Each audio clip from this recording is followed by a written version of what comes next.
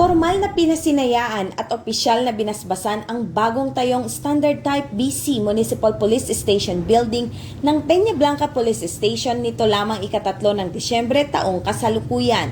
Ang proyektong ito ay bahagi ng patuloy na modernisasyon ng infrastruktura ng PNP upang mas mapalakas ang kakayahan at serbisyo nito sa publiko. Pinangunahan ng seremonya ni Police Brigadier General Antonio P. Maralag Jr., Regional Director ng Police Regional Office 2, kasama sina Police Colonel Mardito J. Anguluan, Provincial Director ng Cagayan Police Provincial Office, at Police Major Raymar R. Maribay, Chief of Police ng Peñablanca.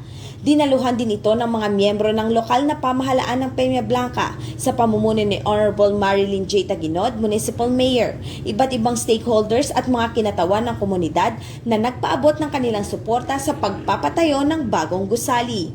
Kabilang sa mga aktibidad ang unveiling of marker, ribbon cutting at blessing of the building. Ang bagong pasilidad ay isang mahalagang hakbang tungo sa mas matatag na operasyon at mas epektibong pagpapatupad ng batas.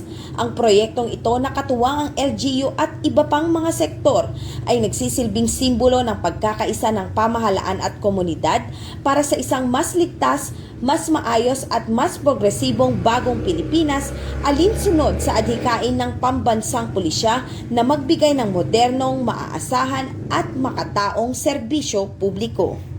Mula dito sa Lambak ng Cagayan, ako ang inyong PNN Correspondent, Patrolwoman Lainey Lorenzo, alagad ng batas, tagataguyod ng Balitang Pulis.